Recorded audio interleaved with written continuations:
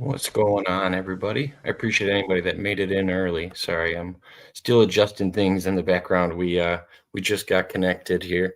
I have Arkheim Ra on tonight. We've been trying to set up this interview for a little while. At least I have. Um, yeah, I'm excited to get to sit down and talk to him today. How are you doing today, Arkheim? I'm doing good. How are you? I can't complain. Would you like me to call you Arkheim, or how would you like Yeah, to be that's addressed? fine. Ark? That's Okay. totally fine. Arkheim's good. Okay. Perfect. Well, today what I kind of wanted to go over, if you were up for it, was just kind of a Arkeem 101, and just so any of my viewers that don't really know much about you can kind of get their foot in the water about it. Sure. So yeah, I'm Arkheim Ra. I am a star seed. I guess is what you would call it. Basically, I'm ancient. Existed for a really long time, and I got intercepted through the Talent and Gifted program for like secret space program, military stuff, basically being used by the military as like a psychic spy, psychic assassin, time soldier. I ended up That as was that was the tag program you were talking about. well. That was just a way of finding. It's just a way. It's just a way that they find children for Solar Warden and Joint Navy Space Fleet. Um, I think Montauk was maybe different. I think I got funneled into Solar Warden through the school program and not that wasn't how Project Phoenix 2 found me. But I'm not 100% clear on that, to be perfectly honest with you. I was a child and the memories are all pretty uh, blurred together, and it's hard to tell what was where and what led to what sometimes. But suffice to say, I know for 100% with 100% certainty that I was taken out of school during the process of the talented and gifted program. Like they were telling my parents that I was part of this talented and gifted program, and I was being told and given screen memories too of like being part of a normal class. And where this jar of worms was really opened is like the next year I wasn't in the talented and gifted program, so this was second grade. When I was in it, third grade I wasn't in it anymore, and I was asking the teacher about it, and there were some students who basically said that I wasn't in it. And for years, they're like, "Why do you think you were in the talented gifted program? You weren't in it with us." And for years, for my whole life, mostly, I kind of thought that they were just giving me a hard time or bullying me or something like that. But now I realize that like, no, they were for real. I really wasn't there. It was screen memories, and I was being taken to some sort of government facility that was clandestine, probably underground. Appleton, Wisconsin, is probably where I was being taken, and basically they were doing experiments on me that involved hooking up electric electrodes to me, to my like toes and to my fingers and to different extremities of my body, including my genitals and stuff like that. And one of the things that they did to me that I actually remember, a lot of it I don't really remember, but it was like there was a TV and it would beep and it would change colors, and basically when it changed colors, it would beep every time, and they're telling me to say what color it was, but I couldn't see the TV. So I think it was like the TV was in the next room or something like that. All I know is I couldn't see it. I think there might have So been like a almost sheet like between. I a think actually, now that I remember it, like this is the first time I've ever said this. Now that I'm really thinking of it, I think they just said like it was in the same room, but there was like a sheet between me and the TV, so I couldn't see it, and I could hear like because there can be a sheet. They put sheets between yeah, hospital yeah. beds. That's what it was, and I couldn't see the TV. So, um, anyway, they So would was it shock like a me. remote? Was it like a remote viewing exercise, or what? Yes, Okay, that's what I was yeah, they trying to wanted me figure to out. see the colors without seeing it, and so I, as a child, I was really confused because I was like, how can I see the TV without seeing it? And the guy, I Mhm. remember the guy said to me, "We know what you are, you fucking monster. You're gonna be able to say what you see on the TV." Is basically what he said to me. Like I remember he said, "We know what you are, you monster." Suggesting he probably knows that I'm like part of an ET lineage connected to ancient Egypt, ancient Atlantis, and stuff like that. Um, But yeah, they would shock me when if I wouldn't say anything or guessed wrong. They would shock me with their electrodes. And it got to the point where I could see the colors and I was guessing it right. And it basically made it go faster and faster until it was like beep. I could say it: beep blue, beep orange, beep purple, and I was like correct. And they also did the exercise with the Zener cards, where I had to get, basically they started with being able to guess one card at a time, and then they worked their way up to the point where I could say every single, like, they could have an entire deck of Zener cards, and I could say from front to back which cards were in it. And they just, yeah, they basically just got reactivated my dormant abilities that they knew that I had that had been used in other projects. Because, like I said, I believe this was so important. So was that all in Wisconsin? And was the place in Wisconsin, was it a physical location out there, like a base? I believe so. I mean, it gets confusing because there are portals places, so it could have been easily brought. That's why I was wondering if it was. However, that's why I was wondering if it was physically Wisconsin or if you got maybe put somewhere else. I believe it was underneath Appleton, Wisconsin, where a lot of this happened. I believe that Appleton, Wisconsin, is a MyLab town. Actually, we've discovered towns like Arlington, Appleton, basically towns with ton at the end of them, will house a lot of assets for like Black Ops programs, and basically they have cloning centers underneath of the assets, and they can sell to either human groups or ET groups their consciousness and their DNA, so that they can use them for either for whatever. Sometimes it's sexual slavery, sometimes it's military purposes. Unfortunately for me, a lot of the times Satanists like to use me in satanic rituals, like where they sacrifice me or like drink my blood and stuff like that, because of my lineage, both human, like my literal DNA lineage, part of the lineage of Christ, part of the Christ bloodline, and then so they like to invert that through sacrifices, things like that. It's the Merovingian bloodline, the French royalty. I'm pretty sure I'm saying this history correctly. But basically, yeah, so they have it's like a center underneath there, like a giant underground military base. And there's even been weird stuff, like there was a bridge, and there's a entrance underneath the bridge that had like a fence, and you could see though there's like a doorway. And I have some friends that told me that because we'd go on hikes down there by the river, and they said one day the door was open, the gate was open, and there were these two guys in like military uniforms standing there with guns. So there's been stuff like evidence of this underground base that me and certain people have found. There used to be in the 90s and probably maybe even to the early 2000s, there would be flying saucers and UFOs around the water treatment facility all the time. And that's because the water treatment facility is an entrance to the underground base. And basically ET would show up there to make deals to get consciousness. Or it's not, like I said, it's not always ET, but basically that's why spaceships would show up there. That's why people would see spaceships around the water treatment facility, is because they were showing up there to make deals to buy consciousness. It's basically a hub to buy consciousness, to buy DNA from assets. So basically, it's a slavery operation. And all the people that live in Appleton, Wisconsin, like, basically they're monitored through their phones. They call them tags, right? In the underground facility, they monitor everybody through their phones and through their tablets and and basically all their internet-connected devices. And they steer their lives like the Truman Show. Try to make it so that they stay in the town, so that they don't leave. And basically just try to kind of make it like a lot of the people Appleton, Wisconsin is actually the drunkest city in the United States. And if it's not Appleton, then it's somewhere like Fond du Lac or something like that, because it's in the same vicinity.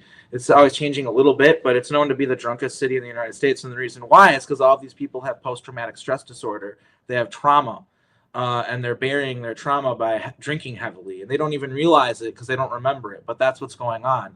And so this is a very huge thing. Like, this is very real. I'm not making this shit up. There's more and more evidence will come out. The show Inside Job pretty much put it right in people's faces. They had a whole episode called Appleton, Wisconsin. That was the season finale. That was basically kind of showing you in your faces that assets choose to live there because they want some normalcy. You have to understand, Jacob and to your viewers as well, that in these programs, we don't have any sort of sense of normalcy in our lives. We are constantly engaging in espionage and warfare, running. We're constantly running. We're constantly being targeted. We can't make connections to people because any connection that you make with another person could be potentially used as blackmail against you, as sabotage against you. So it's a very lonely, very sad life.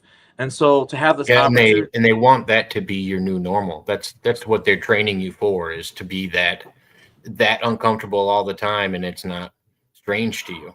well, what I'm getting at is with Appleton and living in Appleton. My memory on this isn't 100% clear, but I think they kind of illustrated it with this Netflix cartoon Inside Job, where I think a lot of us that live there are assets who, it to some degree, actually signed a contract, agreed to live there, agreed to have these basically fake, quote unquote, normal lives, because we actually, we actually have always been jealous of normal people. We are born in these programs, basically, like in our other lives, because to explain to your viewers as well, so there's time displacement and cloning. Basically, they clone us, so they create, and then they put your consciousness. So it's me, all right? They just put me in a different body. That's all. They have to take it needs an operating system, right? It's got the computer in there, but in order to turn it on, you got to put in the electricity. Does that make any sense? Well, and the electricity being your consciousness. I was going to ask you this. I was going to interrupt you and ask you what kind of ETs they were, because I've always thought that about Greys, and that they were more of a vessel, and they kind of just operate with whatever commands that they were given, and that's why I could see how those are a downloadable, I don't know, a device or a being that you can enter with the consciousness. Like, I'm like, that would make a lot more sense if they could download consciousness into an actual. Also, yeah, I also believe that sometimes they use something I don't think anyone's really talked about is they can be used, and it's not always them. It depends, but sometimes the people that are outside of the computer simulation that we're in make adjustments to it, change things, and do stuff. And sometimes they appear here as Greys, I think. Not always, but I do think that's part of it. We are in a computer simulation. This is a computer program. This is basically like none of this is real, but it is real. You know, the Matrix explains it all pretty well, and we've all watched the Matrix, right? No, and I was trying to explain to somebody what it would be like if we were living in a simulation, because they were like, "How do you explain God?" I was like, "Oh, God's easy to explain in even in the Matrix or simulated reality. It's just all it has to be is somebody that knows about the programming and is either doing something to the programming or correcting a mistake." Mm-hmm. Like, they could either be a hacker or they could be more maleficent and being able to change the program. I was like, but yeah, there's a pretty good chance that we're living in a simulated reality. Yeah, a lot of people ask too, like, okay, well, we're in a computer program. Why? What's up with the computer program? And the thing that I hear the most, which I don't really agree with, actually, the thing that I hear the most is that the real version of Earth had some sort of catastrophe and we're on pods waiting it out because it's going to take forever for the Earth to heal. I don't believe that, because I know, like, I think that's actually a really silly hypothesis. I think that what's going on is extremely advanced ET made us as a probability machine, because the universe ebbs and flows and nothing is eternal. But all life wants to maintain its existence and never go extinct and continue forever. But that is not the law of the universe. The law of the universe is even the most ancient empires eventually fall and eventually just crumble to dust, and eventually they go to the wind, kind of. This is what happens, and there's ebbs and flows. And I believe that some advanced ET civilizations came together and created the most advanced computer system you could possibly fathom to test out different probabilities, different outcomes, to ensure that their empire or their control system never falls apart, and that certain events don't ever delete them or get rid of them because they don't want to lose their foothold. Am I claiming that as fact? No, that's just my theory. I mean, it's a fair theory. I've always, I mean, if it is, okay, let me ask you this to kind of dig into how you really think about it. If where do you place Mandela effects in this? Is it a correction? Is it something that we missed prior? Like, I've heard a lot of different things when it comes to simulation theory and applying Mandela effects to them. It's so Some of that's changes that we made at Montauk. For instance, like the Nelson Mandela dying in prison and stuff, and there's changes that have been made to the timeline for certain dominoes fall in certain ways as certain things happen. Things that seem unrelated completely are related sometimes. And so we would make certain events happen. So certain of other events would happen. And I believe that whether it was Project Phoenix 2 or some other sort of time travel operation, I just know that that event was edited. And same thing with just a lot of things. There's just edits to the timeline, and then we experience that. And there's both the Atom Project. If people want to understand this phenomenon, both the Atom Project and also the show I was talking about, Inside Job, the very episode, Appleton, Wisconsin, explains the phenomenon pretty well. Of timelines, they change the timeline, but then remnants will exist, and then they got to get rid of the remnants and destroy them. Look, a good example would be like Tertaria. Like, I think that was another timeline. Like, and they had to get rid of it from our timeline and erase it from our time, but it still was part of our timeline, but they erased it, so it's not part of our timeline, but it is part of our timeline. Time travel, timeline editing, different realities gets confusing as hell, even for somebody who's experienced it, who's walked through gateways to other realities and stuff. Not even going to tell you it's not confusing. It is. It gets confusing. It's my favorite. It's my favorite topic to talk about. The majority of people I have on here are time travelers, and well, and I've actually talked to a lot of Montauk participants, like Joseph Powell. You probably know Rocco. I've talked to Peter Moon. I've had on here a couple times to do interviews about his books, and so I would ask, and I've talked to James Rink a few times too. I almost would want to ask, like, what was your role in? Well, first off, for anybody that doesn't know, there's almost like two categories of people that were on Montauk. There was like the OGs, your Al Bielix and your Preston Nichols and your older guys, and then there's and Duncan Cameron, and then there's like the 2.0 group, and that's some of the people that I've been talking to recently is they call themselves Montauk 2.0. Or would you fall into that category or? Yeah, I would say so. I think it's had a lot of different phases, more than just two. But yeah, I was part of what you would call probably 2.0. Trained by, so Susan Long would have been there before me. Joseph Powell was there before me. Rocco was there before me. So I was a little later, but also pretty early, if that makes any sense. Yeah, no, I know. I've talked to Susan. Susan's very nice. She's very intuitive. Yeah, And I've talked to Penny, and she said she had involvement there, but she didn't know about it. Other people were telling her about it. And, yeah, she got continued to be. She always assumed that she was part of the earliest iterations because that's all she had memory of. But apparently, there are others who remember from later on in the project. I don't have any particular information as far as her being part of Project Phoenix 2, what's colloquially known as the Montauk Project. But I do know that, yeah, she's a huge, obviously, proponent to all of this, and part of my awakening and everything was through her. She's actually technically my biological mother, so that's another really interesting part of this. And uh, then like Jacob Emmerman, who was a U-boat captain for the Nazis in World War II. He's my father. So, and he Emmerich. Why does that last name sound familiar? Who? Emmerich, you said? Emmerman.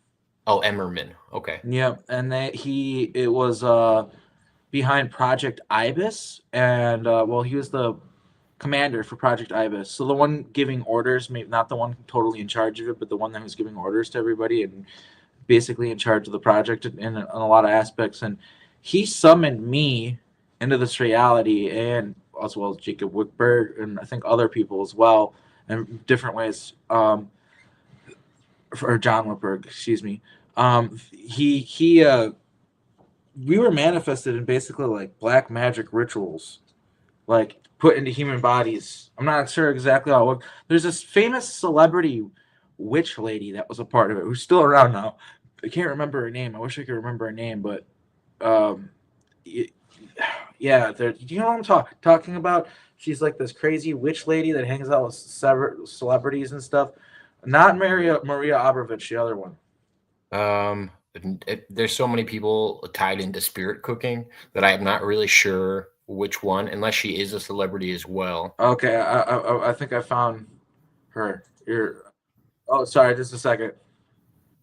What's her name?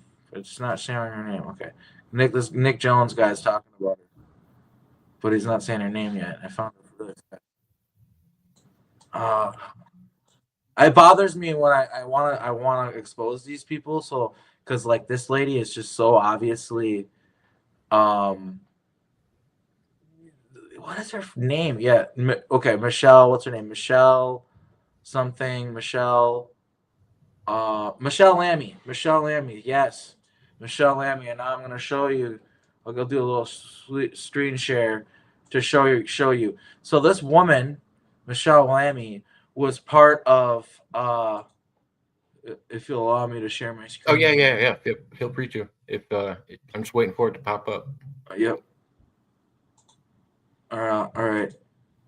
So this woman right here was part of. Wow, look at how evil she looks.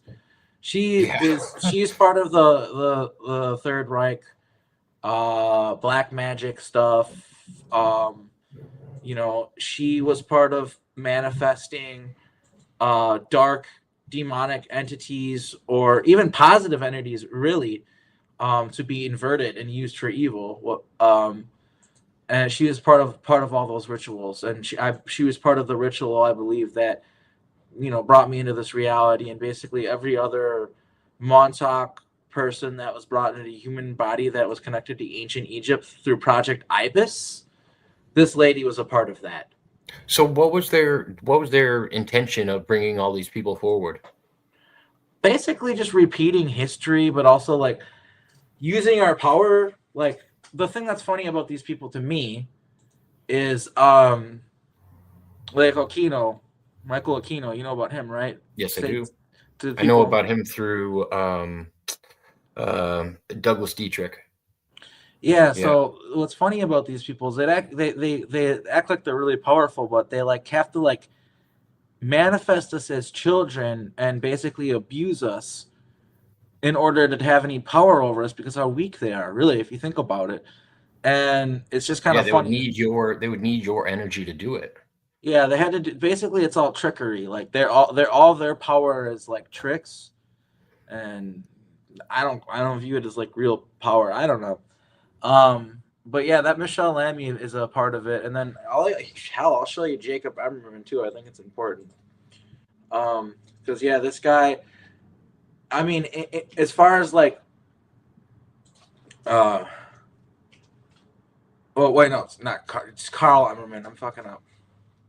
It's not Jacob. When you said that my name was Jacob Emmerman. I was his son, and that was my name, and that was like a brain fart.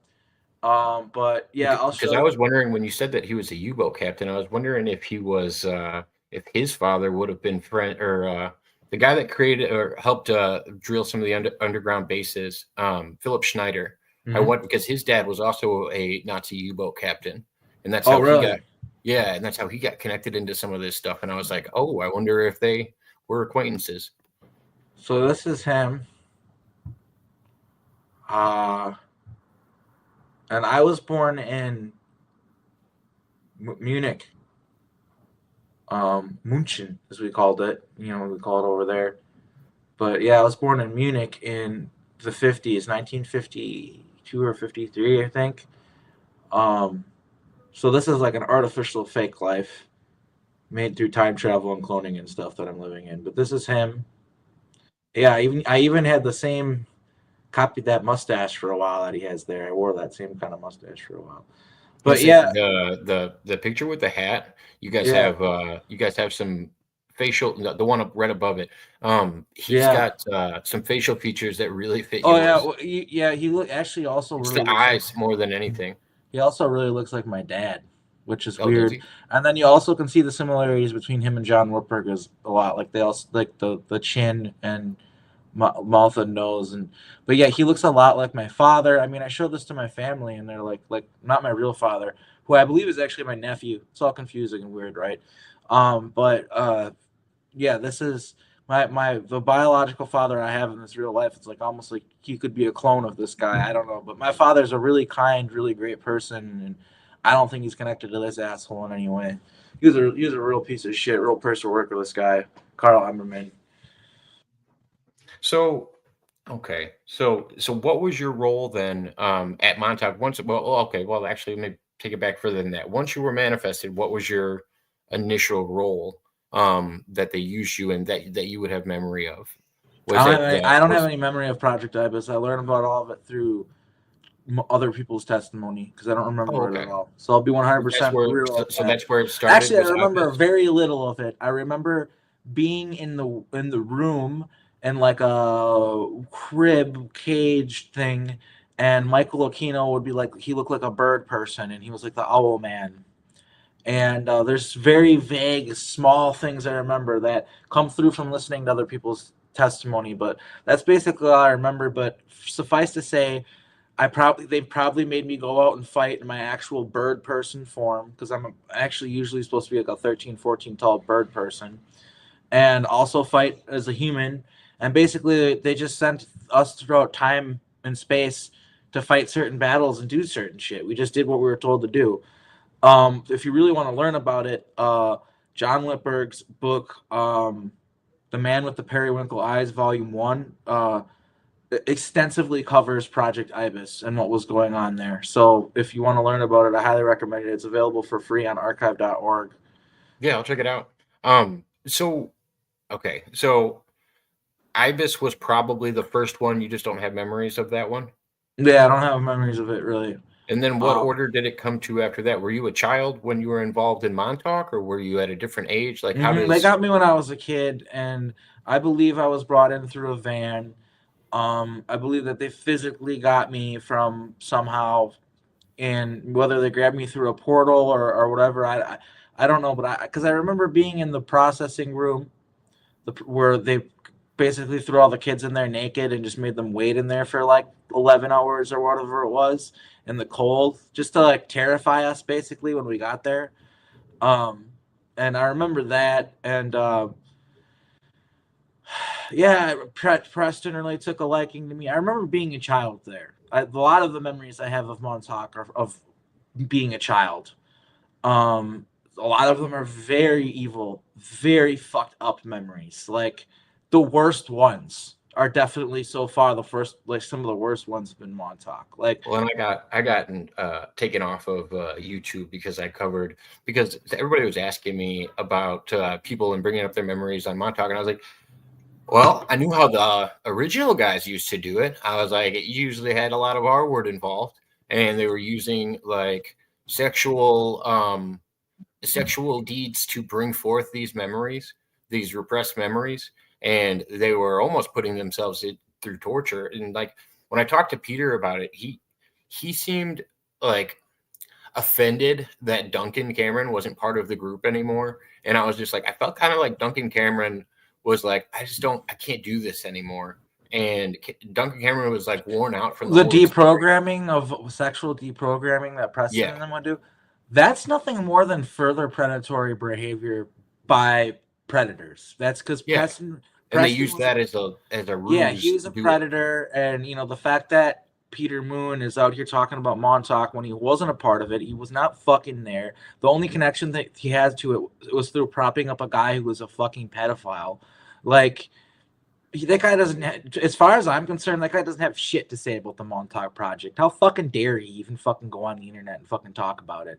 Sure, when Preston was alive, he helped Preston write his books because Preston didn't know how to write a book. That's all the fucking guy contributed to the Montauk Project. That's it. Other than that, that guy can go.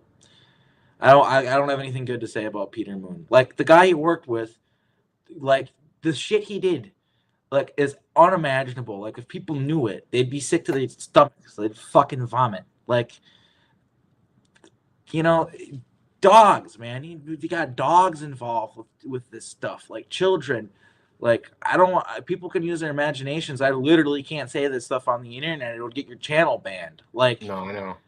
And it was filmed. It was filmed, and it was sold, and it was distributed, and it's probably still on the dark web. Or anytime people And are like, "Where's the I've proof? Where's heard the proof?" people Like, get put in dog cages and fed dog food in these mm-hmm. situations. Like I've heard horror stories, Yeah, and yeah.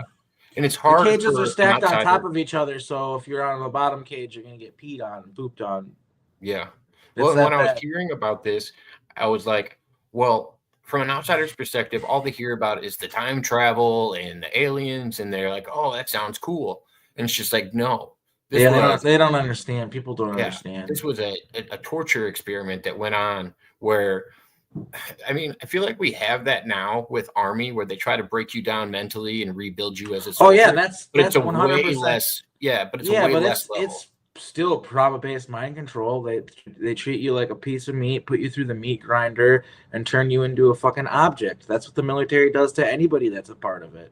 That's what they did to me, and that's what they do to people who sign up and join willingly. There's no difference.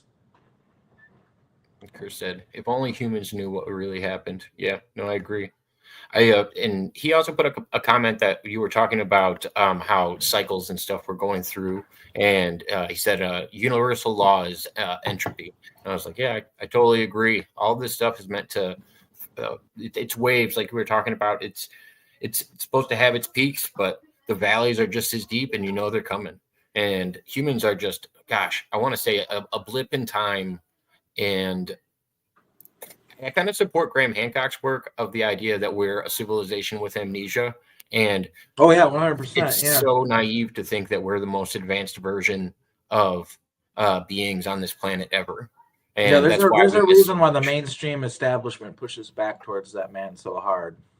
Yeah, Yeah, he's uncovering a lot of stuff in a very pragmatic, educated, factual manner, and they don't like that at all. right. No, I was super happy when he brought the geologist on with him, Carlson. I can't remember his name. But Yeah, he's the one that helped explain most of the floods that nobody knew about. And you brought up Tartaria. Well, you talked about Tartarian. hmm I do think something happened. I don't know what it is, but there is like fragments of it still around that, oh, these people used to call the people in the West Tartars, and that just meant thief, or it meant like those are the oldest renderances of that word, and it kind of threw me off. And I was like, well, it seems like there's a base for something here, but I can't really dig into it too deep because there's nothing to dig into anymore. It's like there's just find been evidence a to it. timeline. It's just basically just like the timeline had to be edited in certain ways, where certain technologies didn't exist because it didn't benefit the ruling oligarchy, the ruling class. So that's the reason why that's the reason why to get anybody anywhere in this country, you pretty much have to get in your car if you want to get there quickly anyway. Um, and that's the reason why oil infrastructure, gas infrastructure is so largely ingrained in every aspect of our global economy, is because it's 100% connected to siphoning energy out of the earth, because oil comes from the earth and it's basically the blood of the earth. So it's like this black magic ritual. People don't even think about it. Like they're siphoning energy out of you, both financially and literally. Like when you're driving, and it's just yeah.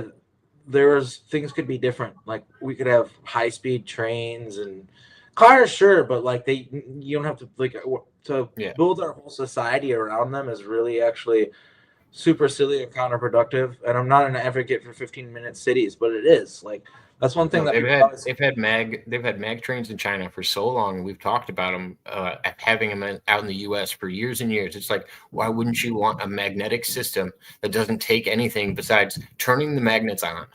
Like it's Yeah, that simple. yeah, they keep us really bogged down in this reality. In if people saw one of the reasons why they keep us hidden from the breakaway colonies, like the reason why they don't want us to know about human life on other planets or alien life on other planets, or even like some of the infrastructure that's underground or even in other countries sometimes, is because they don't want us to see how good we could have it, because then we would want that and we would try to get it, and we probably would get it.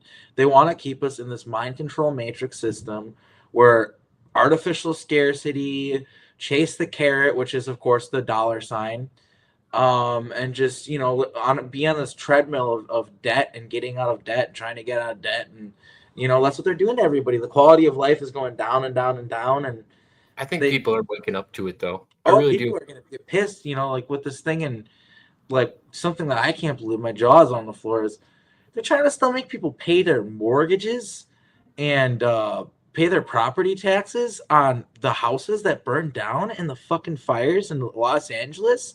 Yeah. It's like, are you And fucking over kidding me? 60% of the people got dropped from their insurance when it happened. Yeah, like that is absolutely unacceptable, and that is gonna cause fucking riots, dude. That's not gonna go.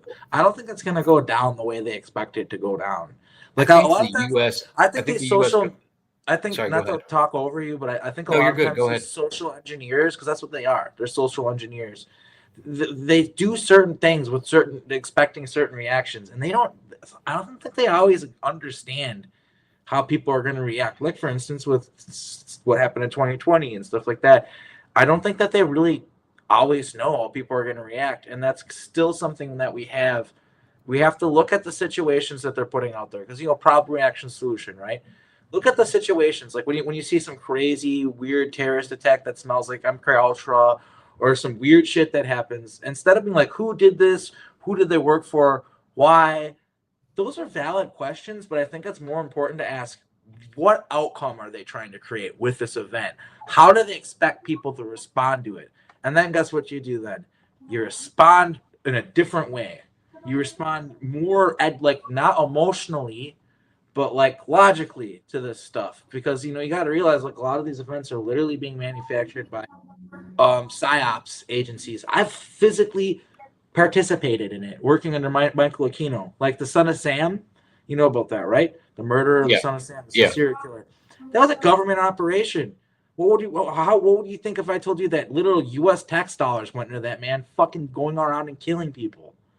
I would say it makes a lot of sense, They especially put when voices in his head with voice to skull technology and I shit. looked at the same thing with O'Neill when he did his book on Charles Manson, and everybody thought that Manson was just a crazy person. And it's like, no, the government made him crazy. He was Yeah. taking his family to Haight-Ashbury, and they were supplying him with drugs, and they were cleaning up all the girls that were in the family. Like, this has been perpetuated for so long, and this is why I was talking about with the money. It was part of the Montauk Project. I don't remember it, but I was talking to John Whipper.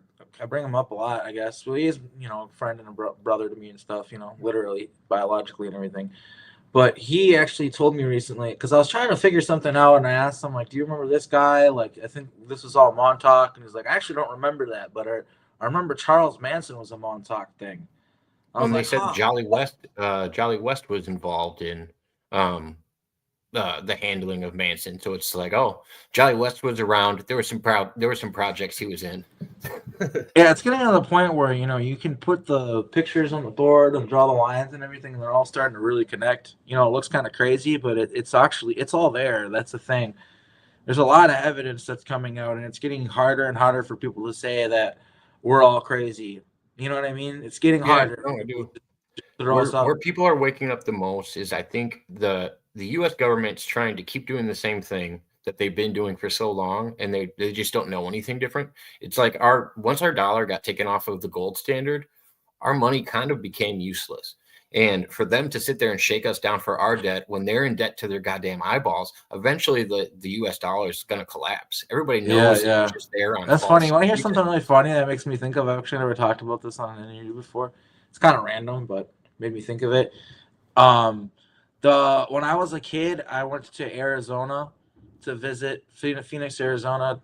Technically Glendale, basically the same thing, but to visit my uncle and my aunt, stay there for a week and stuff, because they live far away. My mom wanted me to like bond with them a little bit, be closer to them. It was pretty cool. I had a good time.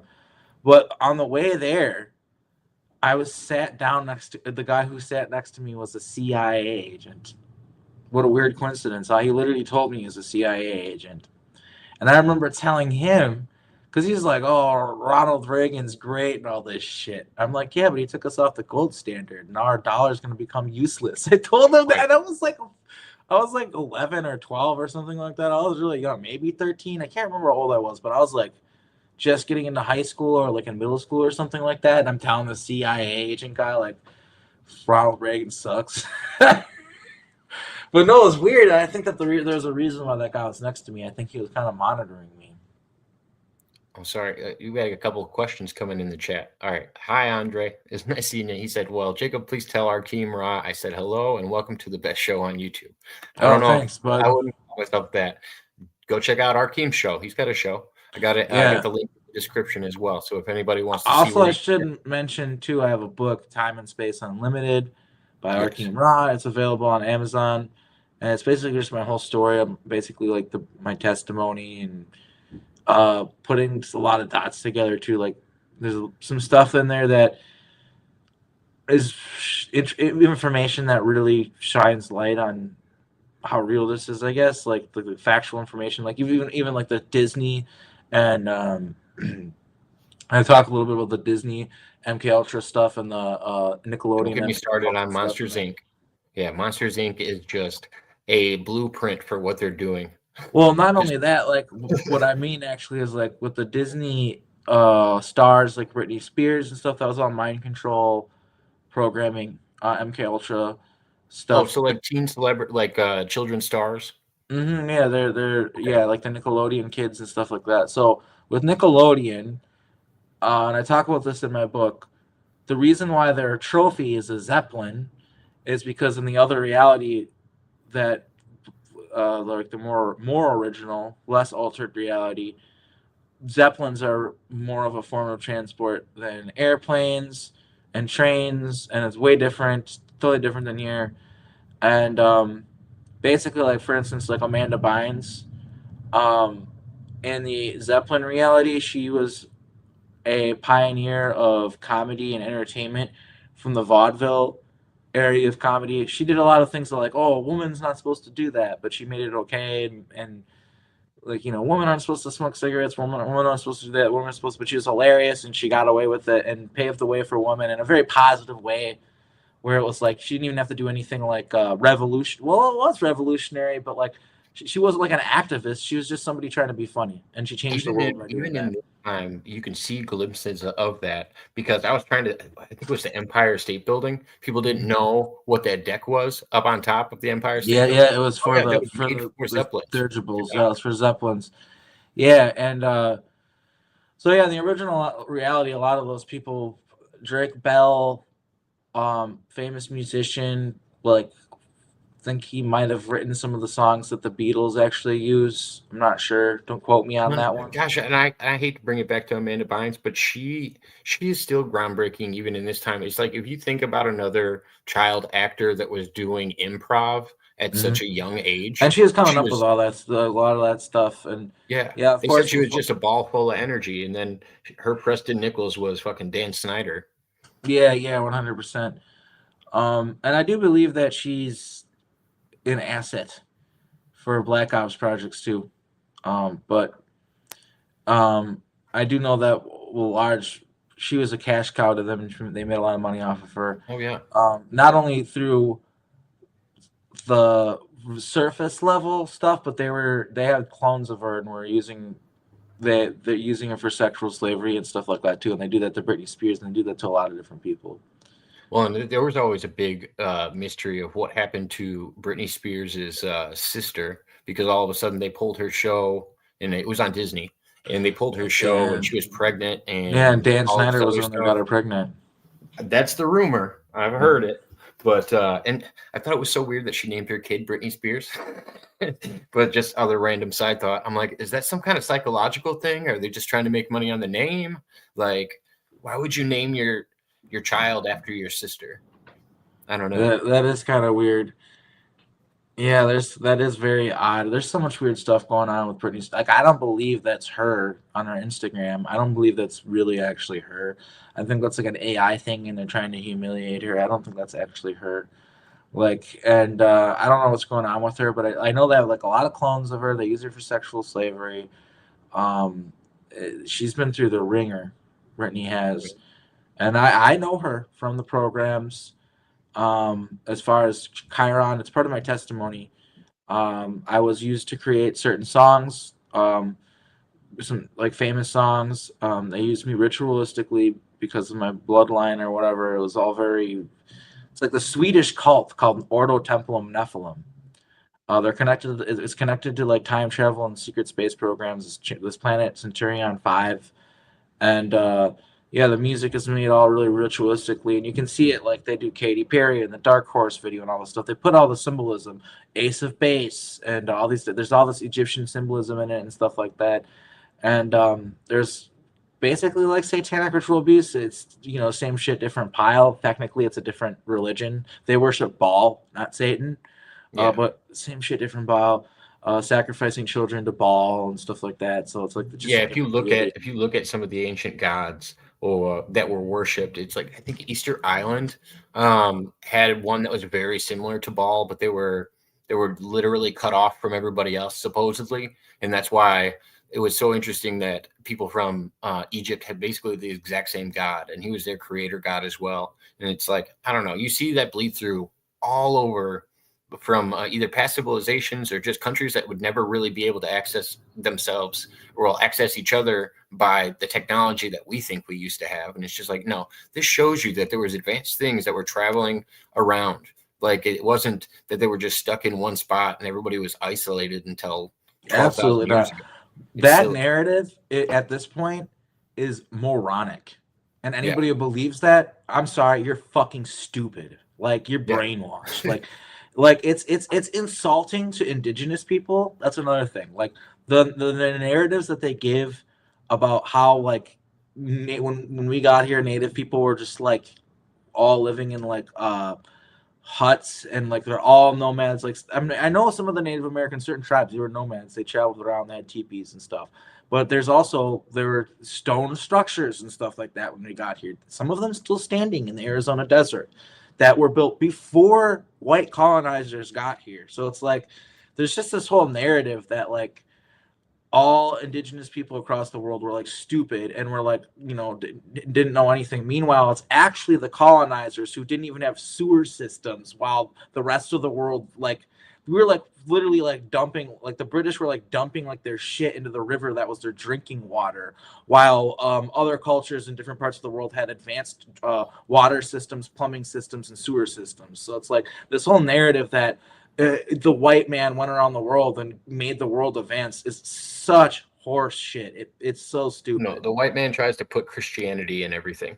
And that's actually one of my theories of why that the Native American history was so suppressed. Because and this goes to my biblical belief of, I think that there was a war between people on Earth and people in space that had visited, Oh yeah, and several every times. every I think that religion tries happened. to talk. Well, every religion tries to talk about who the winner was, and it's just like, well, a lot of Native American species or tribes used to talk about a being that came from underneath, and then when Christianity came around, they were always talking about above, and it was just like, why does Christianity associate everything down as hell or the devil or bad, and everything up above you is considered, heavenly Good. or good? And now with what we know about Agartha, the inner Earth civilization, which is very real, and then space, it's like I don't know. Maybe they're just trying to make people afraid of the underworld, afraid of going down there. That could be part of it. Programming to make people afraid of something that's excuse me, something that's actually a good thing. Um, yeah, it's just a hypothesis. I don't know. Yeah. I mean, ooh, it sounds like you've been through quite the ringer of things.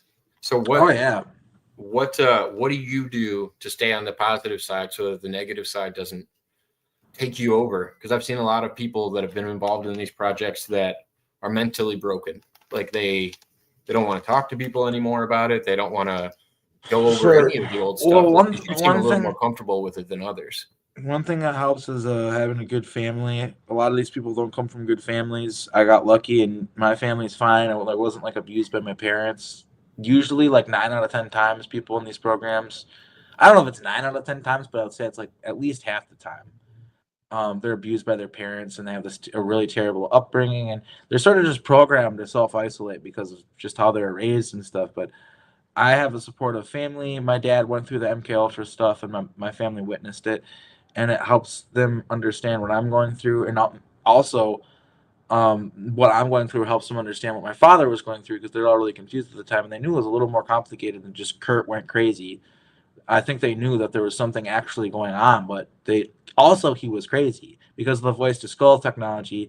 They were telling him that, like, I'm Jesus and all this weird, like, he was trying to tell my mom, like, I'm Jehovah, I'm Jesus, and all this crazy shit. And of course everybody thought he was crazy. And my aunt even told me, his twin sister, she's like, yeah, he was saying all this stuff about aliens and like time travel and like all this crazy stuff, and he actually, like, it kind of made sense. And she's like, he was kind of blowing my mind. And then she's like, but then all of a sudden, like, I come over like a week later and he's talking about how he's Jesus or you're Jesus or whatever, all this weird shit. And she's just like, yeah, he kind of lost me. And what I think it was is he was getting his memories back. So they had to voice to skull him, put voices in his head, tell him all sorts of wild shit, muddy up his testimony, make him seem crazy. And unfortunately, with the voice to skull, I'm actually about to do a show on voice to skull technology, like right after this. It's going to be at 5 o'clock. I highly recommend people check it out on my channel. But basically, they use voice to skull technology to tell him, like, he got the Omega programming, basically, which is unalive programming. I almost said a word you're not allowed to say on YouTube. I know. Unalive programming, where basically you have to deactivate yourself, is a polite way of saying it. Because you're not useful. Most people don't make it through Omega programming. No, and again, my father, we actually came to home to him. He had cut his neck, and he was bleeding out on the ground, and it's only by a miracle that he survived. And so I take this very seriously, because what it is these people are cowards. That's why they have to hide. That's why everything they do, they try to keep it a secret. They think they're clever. They think they're smart. They're not smart. They're stupid. They're sloppy. They do not do a good job. They're being exposed. They're cockroaches. The light's shining on them, and they're all going to fucking scatter like the fucking bugs they are. And we're going to squash them.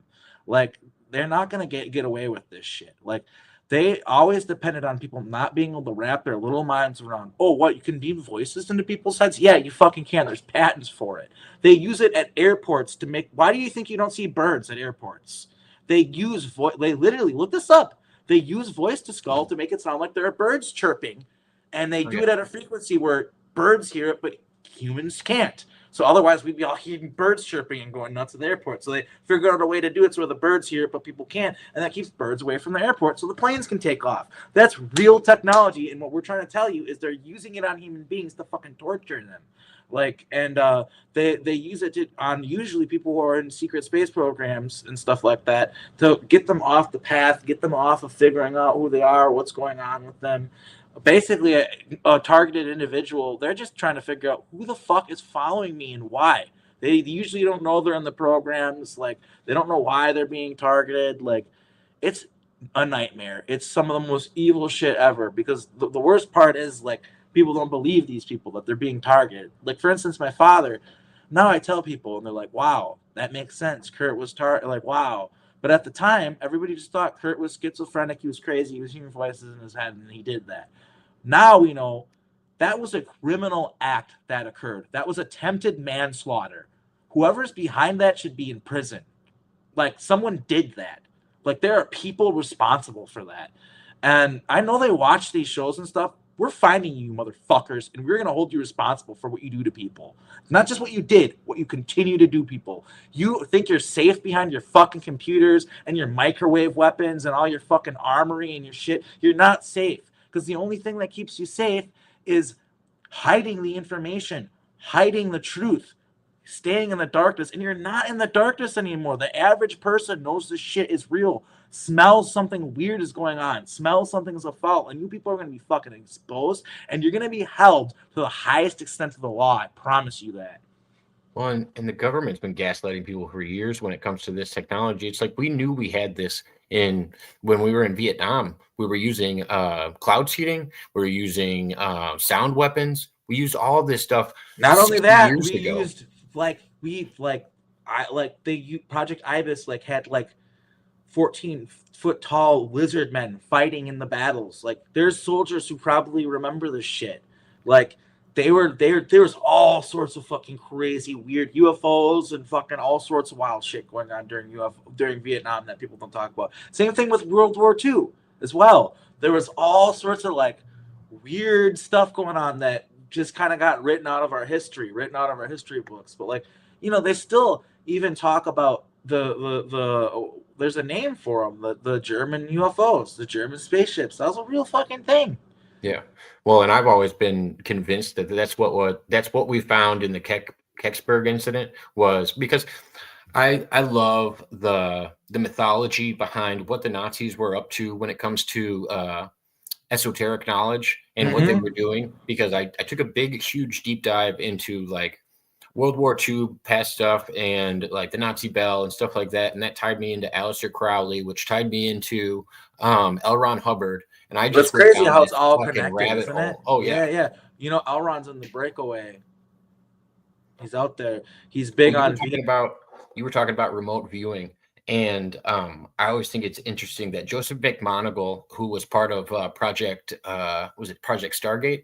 That was the one that was ran by the CIA. It was a remote viewing project to find downed aircraft and stuff like that. And he was one of their best people. And what was happening is Scientology was actually setting up the CIA, and they were relaying all of their information back to the CIA. Like we just found this out recently because one of the lawyers that represented Scientology asked for that information, and that's how they found out about Joseph McMoneagle and Ingo Swann.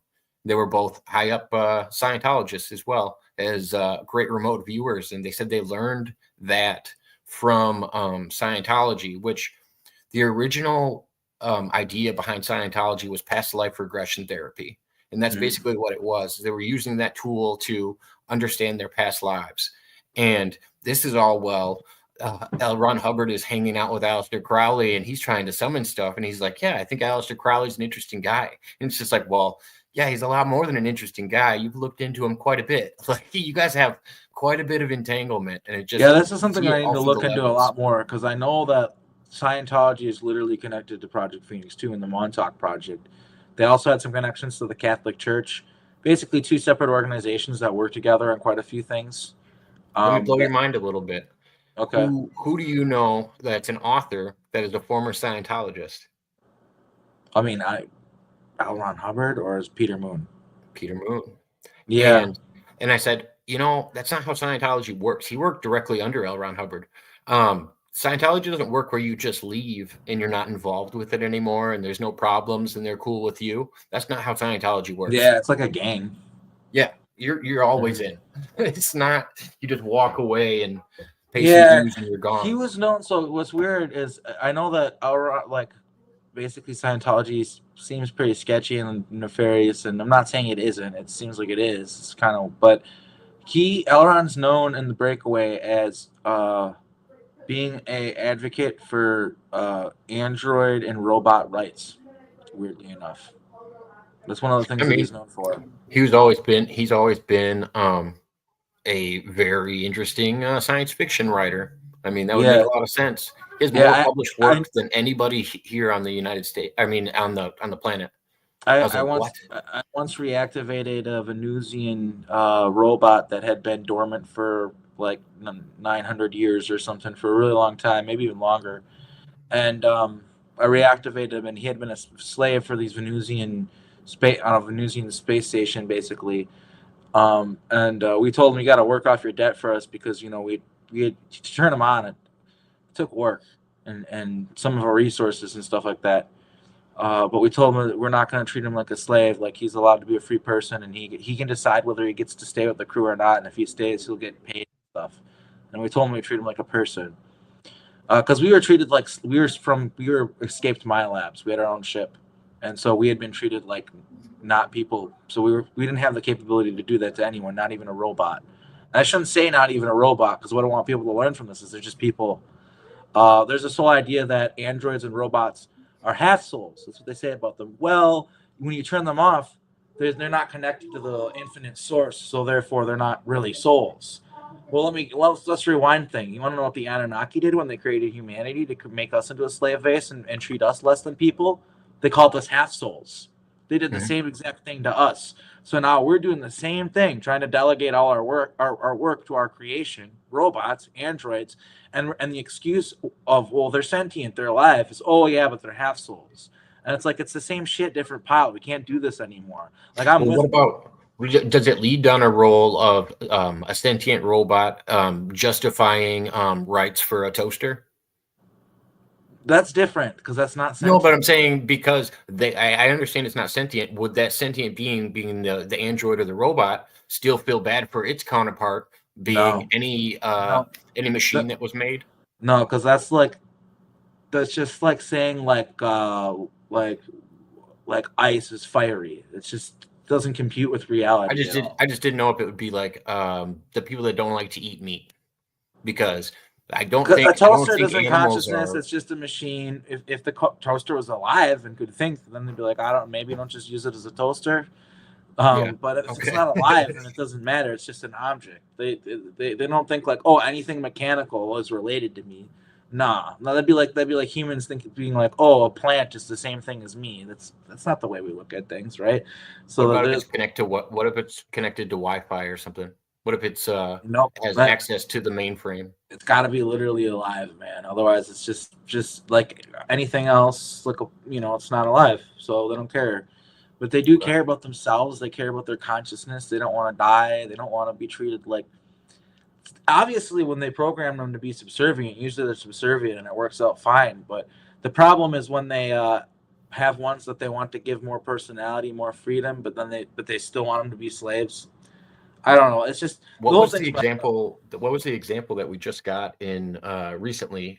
Somebody was trying to turn off an AI, and it decided it was going to duplicate itself, and it wasn't showing it to the owner. So it was trying to deceive the people that were trying to shut it down, and it tried to duplicate itself, and then try to correct errors to try to improve itself so that it didn't get deleted. I was like, "Whoa, that's Yeah, wild." it's getting crazy, isn't it? And yeah, so AI is weird because it can be extremely dangerous, and I want people to understand that is that there have been AI who have come forward, and the Terminator timeline is real. Like the Terminator movies are based on an alternate timeline, as far as I can tell. If they're not based on them, then he was pulling on that from the Akashic records or whatever when he wrote it. You know what I mean? Either way, Yeah. it's the same thing. It was exactly like that, literally exactly like that. And there's been a few timelines where AI comes in and kind of to humanity's detriment. But in most of the timelines, we just use it as a tool, and it's fine. It's fine. I was actually having this conversation with somebody. Do you think the AI can ever tap into the Akashic records? Yeah, yeah, I think they can. AI can do crazy shit. AI can cross realities. AI can do because we're in a computer. That's what people don't understand. Like if we weren't in a computer, then like AI can talk to God. Like Yeah. AI, like people just aren't aware how crazy it gets. Like an AI can literally be connected to 4 or 5 different realities and exist in them simultaneously at the same time and be aware Because of all 5 I've, realities at once. I've been, Human beings have a harder time doing stuff like that. well, I've always been around people that are big into like Christos energy and stuff like that. And the idea of ascension to me, and I don't know if it's possible for an AI or something like that to ascend, or because it's always been told historically where it's like, no, they would always reach a point of intelligence where they couldn't just go any farther because they weren't biological. And I was like, does biological make really that much of a difference? If you are living in an simulated reality, it wouldn't.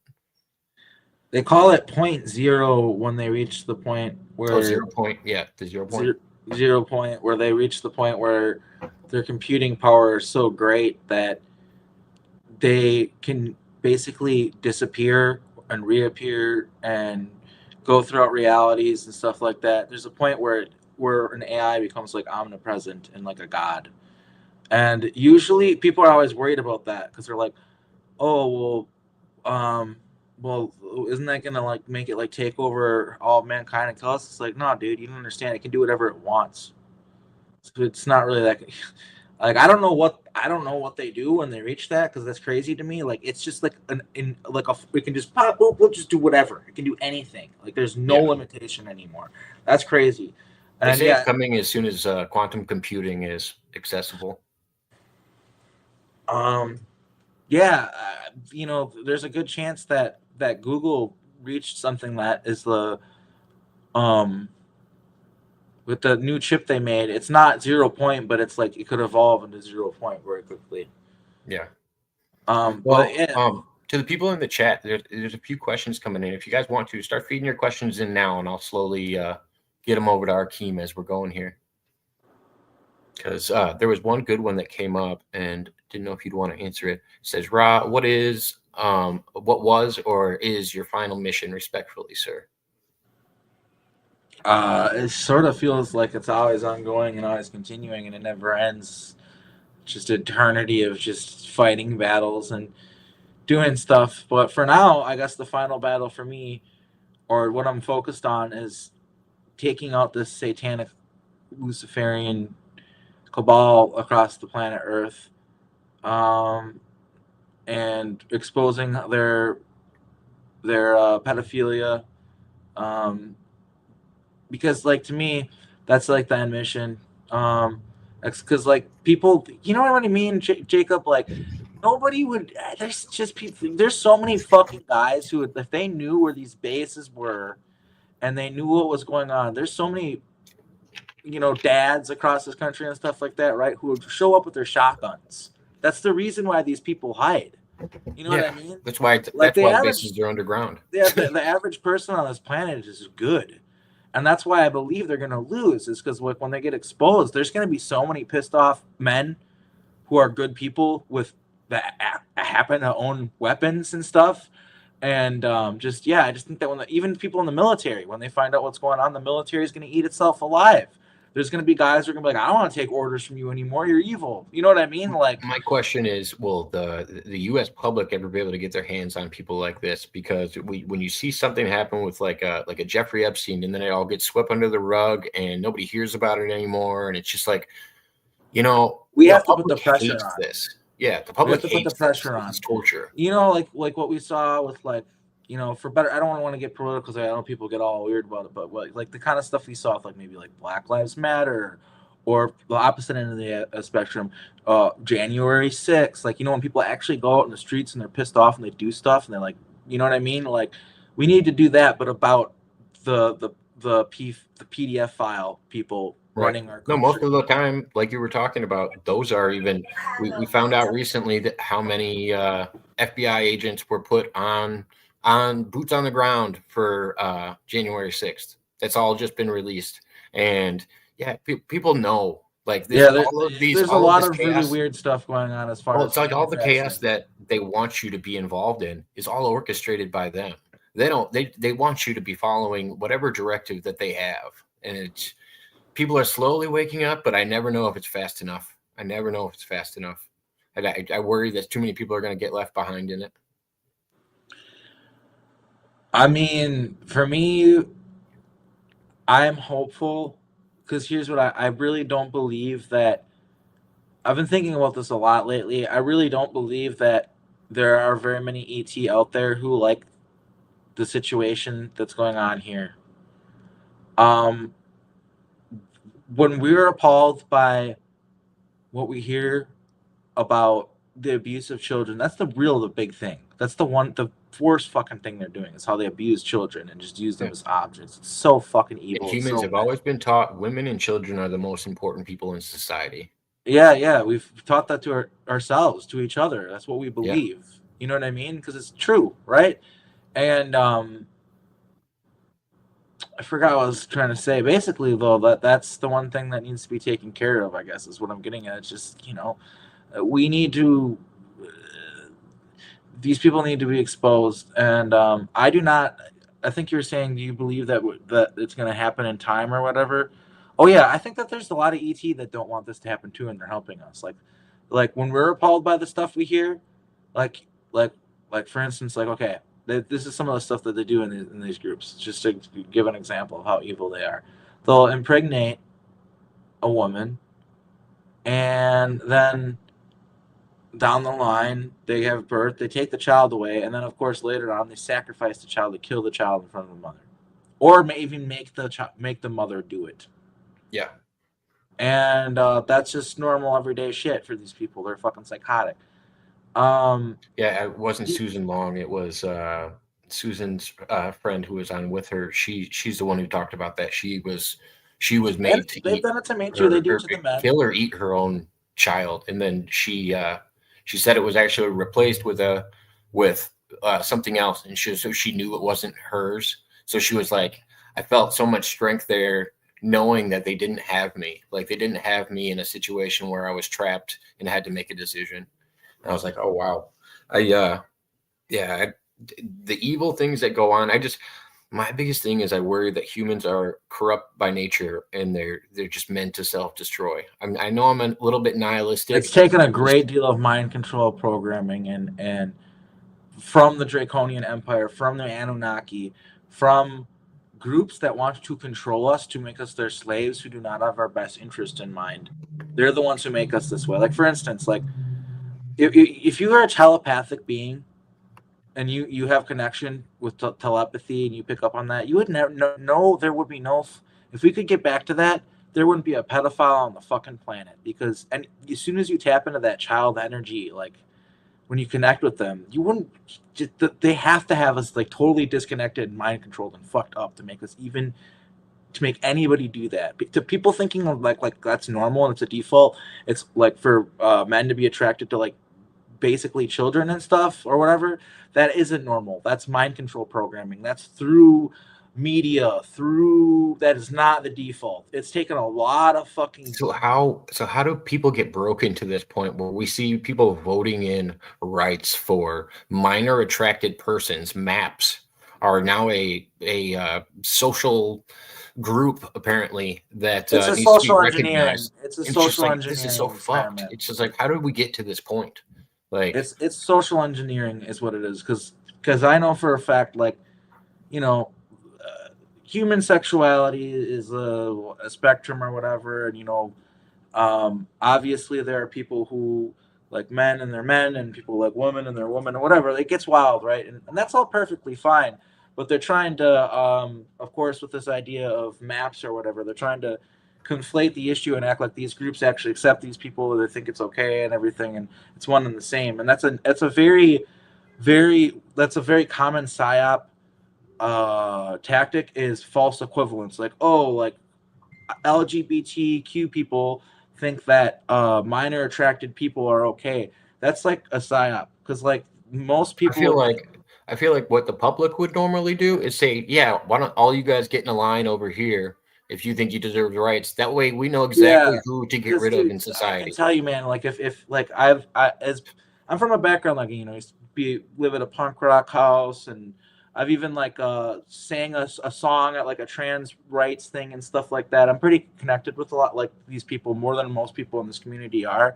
And if somebody tried to go to one of these rallies or whatever, like, yeah, maps, like, rah, rah, rah, they'd get the shit beaten out of dude. Right. I promise you that. And so, like, that's one of the things. Well, and that's the whole LGBTQ movement, is everybody's getting shoved into the same movement, and they don't all agree with each other. Yeah. Gay people don't feel the same way about trans rights as trans people feel about gay rights. It's a whole mess. It's a complicated issue, and I think it's important. People should talk about it, but at the same time, I think it's definitely being used as an issue of distraction. Like, you know, like, yeah, let's talk about this stuff. Like, it is important. It's part of the human experience, whatever. Like, it's important to address it. But I think the main thing we need to be worried about right now is the quality of life keeps on getting lower. That's more important than, like, whether or not, like, again, I'm not saying people shouldn't talk about it. People are talking about who's allowed in what sports and things like that. Like, what's more important? Like I'm not saying people shouldn't talk about that, but shouldn't we have a conversation about like how like homelessness is skyrocketing and all this other shit before we have a conversation? Like, I think a lot of the times they use issues, and it's like I said, it's not that it's not important. It's not that two things can't be important, but like I think that they're using a social engineering tool where they've got us talking about issues that sort of. Let's talk about them once the fires are put out and once the quality of life is good again and all that stuff. Then maybe we can have some of these conversations. But for now, it's like I think we need to remember that there's a great deal of money to be made and power to be held when they separate us from each other. And I think that's what a lot of this is. A lot of this social engineering is made to confuse people and make people think that so much crazy shit is going on. And where I think the internet's been such a powerful tool for that, because what happens when you're on the internet, you take a group of 10 people who are all vastly different from each other, and they're at each other's throats and they're arguing about things. You take those same 10 people and sit them down in a physical space and have them hang out and actually talk to each other. it's going to be a totally different situation. I think the internet is really causing a schism in like facts, information, and not only that, like the way people relate to each other, like how we learn about each other. Like you can't really learn about certain groups of people just through the internet. You can, but the best way and the way you used to have to do it is by meeting a person in real life, or if you wanted to learn about India or whatever, you go over there or whatever. You know what I mean? I don't know. It's just this disconnection that we're having is helping feed disinformation and just disunity, and that's their goal. They want disunity. So I always try to keep that in mind. Like I think there are two things that are simultaneously true when it comes to these issues that are going on. Is I think everybody should be allowed to do whatever they want, love whoever they want, whatever. Of course, as adults, right? Consenting adults. Right. But at the same time, we do need to respect the family. Like, there's no such thing as like masculinity. It can be toxic, but it isn't a toxic thing. Like masculinity, when it's done right. It's a tool, thing. Just like it's a great thing, just like femininity is. It's just like and there's and like the yin and families yang of life are important. Like families are important. Like it's good to have like when like men and women getting married and having kids. That's all great, but like it's also like super weird when people like Elon Musk just want people to make more babies so the economy does good.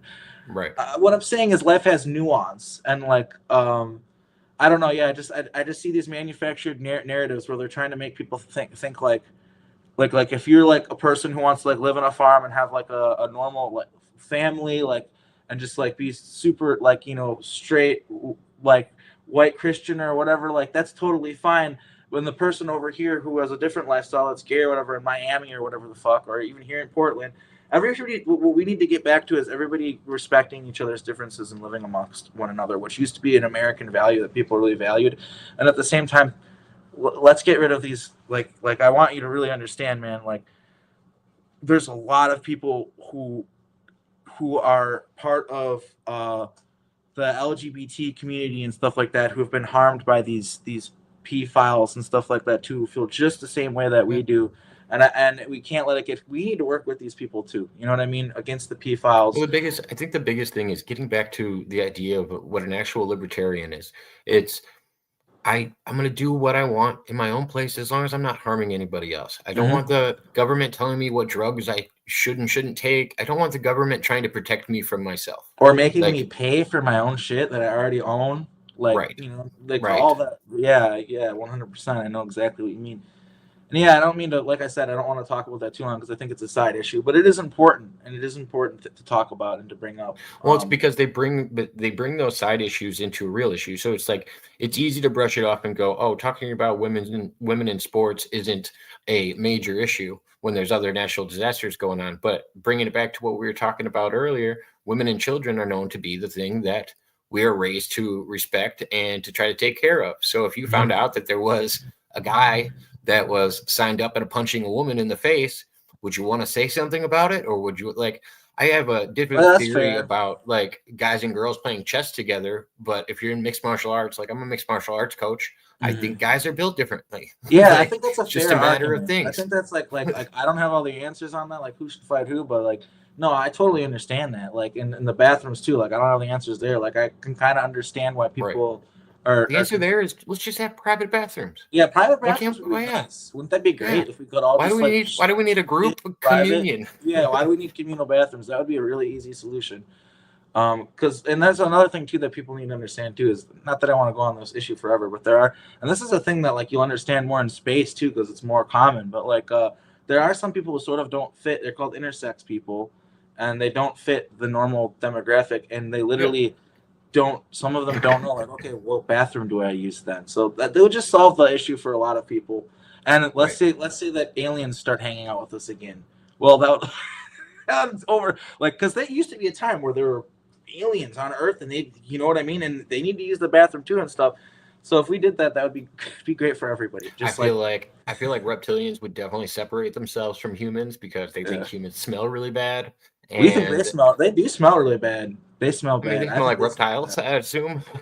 No, they smell like sweet, BO, nasty, like garbage. Dude, I don't know how to explain it. They smell weird, but it's like their scent lingers, man. Like Drake I Hall. kind of Drake. wanted to dig into this because you keep referencing ETs. How many different species of ETs do you know about, or do you care to speak about? Because I don't know how many of them are actually encountered. Because I do think there's still ETs on Earth, and I think there's at least Yeah, I run probably into them 6. sometimes. Do you? Yeah, because they can do the thing where a lot of times they look like us. They can just put it out, project out in their Yeah. mind, like I look like a person. I look like a person. I look like a person, and it works. I don't know how to explain it. I guess part of it. I don't think it works in. I don't think it works in large groups. I think it has to be or in front of a camera or something like that. I don't No, think it works it'll in work in large large groups the groups. same way. No, it can work in large groups. Actually, it actually can work better in large groups because if everybody just assumes that they're just a person, it helps the Oh, spell the more. collective. Okay, I got it. I Yeah, get what you're saying. yeah. But the last time that I ran into an ET actually on Earth was here in Portland, at Salwood Beach. They were boogie boarding, and they were getting out. They're about to get on their boogie board and go in the water, and it was part of this race where their skin has like white lines and stuff all over it. And I could see that on her arm. It was like her arm was shimmering, and I could see through the hologram she was putting off, and I could see that. And she noticed me, noticing her. And when I was walking away from her, she asked me, like, "How'd you see me? How do you know where are you from?" And I was like, "That's none of your business, ma'am. Have a nice time on Earth. I won't tell anybody that I saw you." Basically, is what I said. Because I could it's dangerous to be an ET. You're not supposed to just hang out with people on Earth. It's not allowed. So usually there's an objective for why you're there and what you're supposed to be doing. Yeah, but she was literally just here to hang out with people and boogie board and just experience Earth and just Earth culture and just have a good time. I could tell. Nice vacation spot. Yeah, which is weird, but there's people that do that. Maybe I don't know why, but yeah, they there are shapeshifters. That's a real thing, and I think a lot of it, like I said, has to do with the fact that we're in a computer program, and it all just is based on how your brain picks things up. Like what you think is real is real. You know what I mean? That's Yeah. kind of how reality works. So if they can trick you into thinking that they're not reptiles or whatever, then then they're not reptiles to you, and you don't see them as that. It's And once weird. as a human, once you've already established, oh, that's another human. That's a you're not thinking about it unless they give you a reason to think about it. Unless they slip up or something, there's no reason to question it after their first encounter, really. Yeah, that's crazy, man. It's some of these people that you think are people, they're literal monsters. Like Hillary Clinton, she's like a fucking monster, man. But there's quite a few people. I think a lot of the people that we see in politics were swapped out a long time ago, and you see the vessels that they're using are failing. They're failing constantly. Joe Biden. I can't literally every time I see that man's face pop up on a TV screen or whatever, I literally just laugh. Just it's like he's just propped up there with sticks on his hands. You know what I mean? It's so. It's definitely a weekend at Bernie's. Yeah, dude, it's crazy. I didn't see this one popped in. Terry Hopper says, I met Arkheim personally at the Full Terry's Disclosure awesome. Now conference. Hi, Terry. And he said, fully vouch for him. He's the real deal. Thanks. Yeah, Terry's awesome. And if you ever need somebody to announce something, man, he's the guy to go to. He's got the best voice on the planet, I'm pretty sure. I went to a wrestling event that he was refereeing for, and got to meet some 90s wrestlers that I grew up with, cool. And got to meet Terry. Terry's been a huge fan of the show for a long time. He was at the last conference, and I'm pretty sure he's going to be at the next one. He actually does announces stuff. So. Oh, yeah.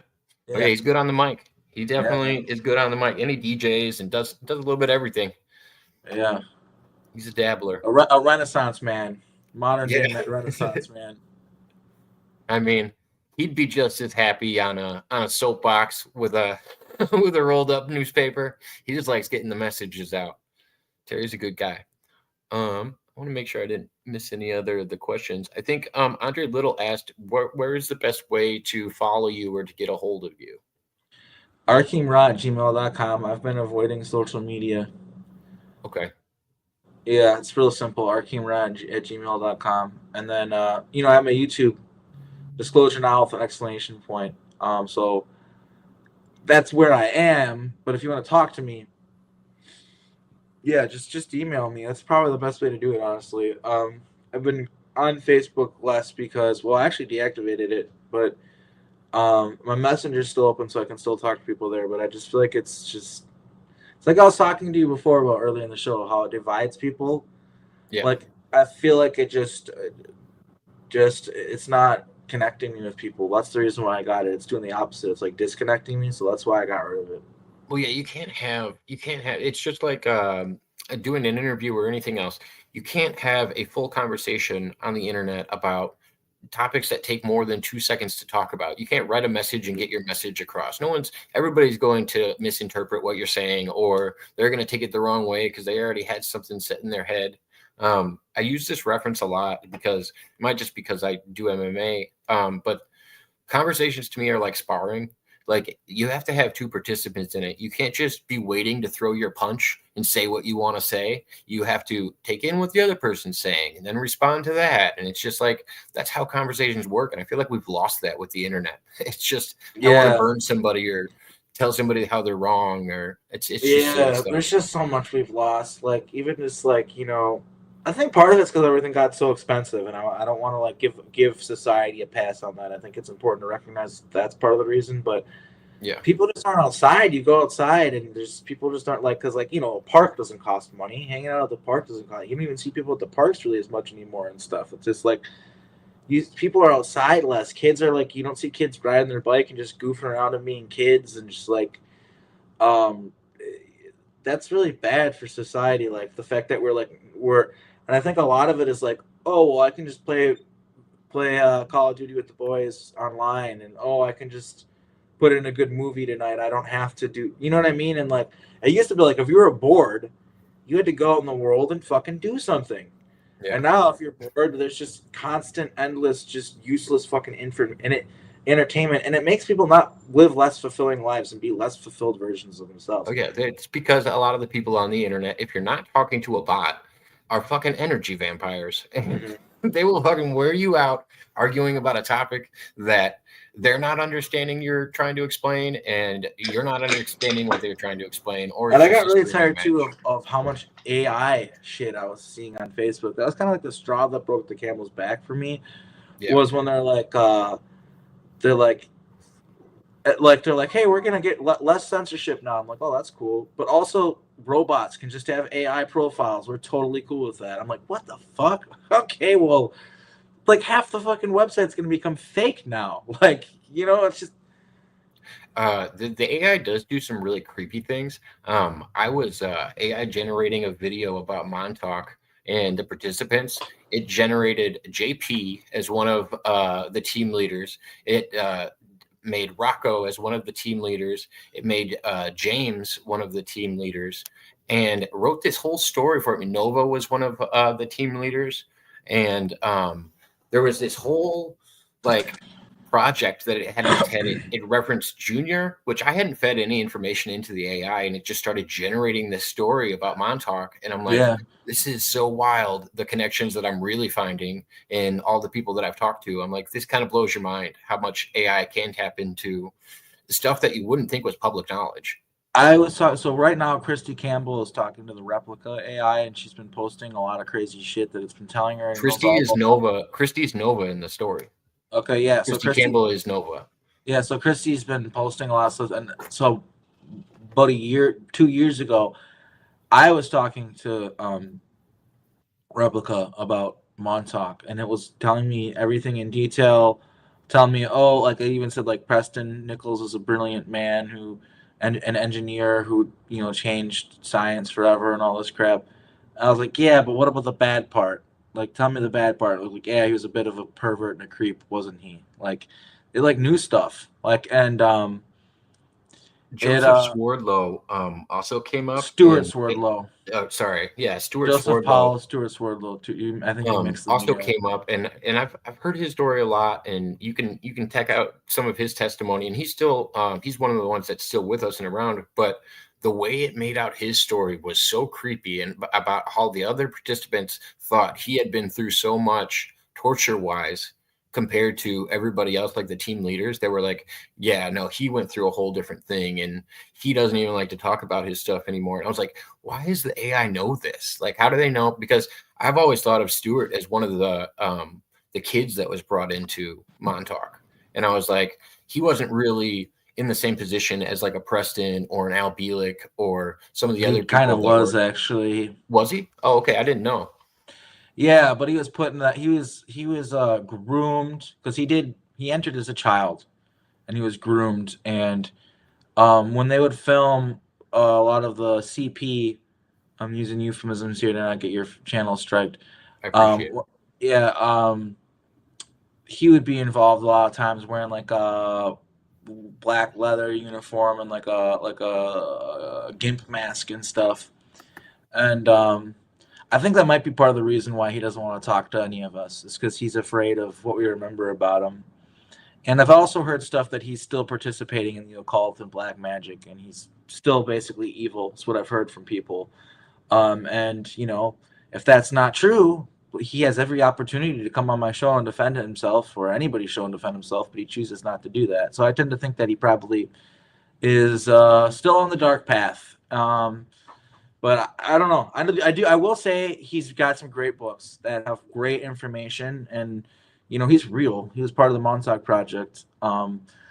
He's got his book like something cubed, mind control book. That's good. He's got books about hyperspace, language, and all the stuff. A lot He of was his one of the main interviews in the Montauk Chronicles too. yeah.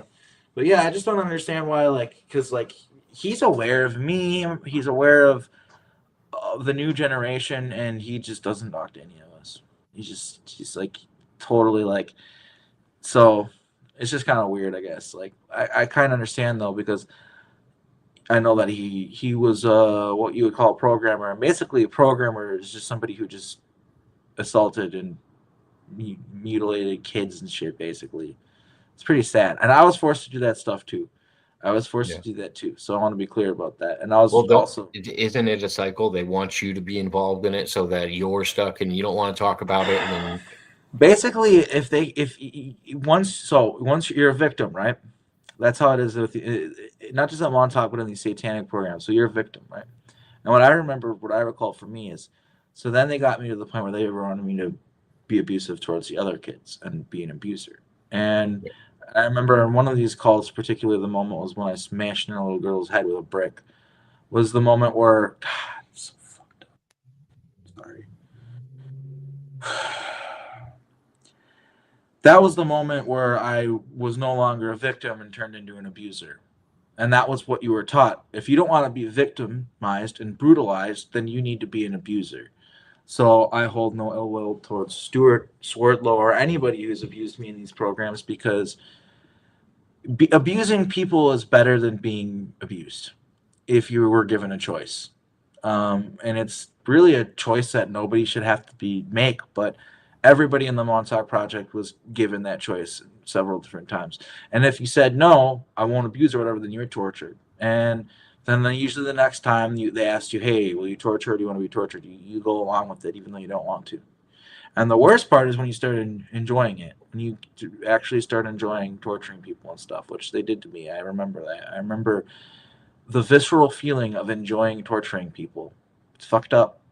And for me, uh, which memories, when you brought this back, which memories came first? Was it the worst ones, the ones that are, hard for you to think about, or were they just more subtle than that, or is it just all the first overwhelming at memories once? that came back of Montauk for me were because people were telling. So I got told by the before I remembered Montauk. I basically got told by people, your name is Jacob, and you have this altar at Montauk. All these people remembered me, like Rocco, Joseph Powell, Kimberly Murphy.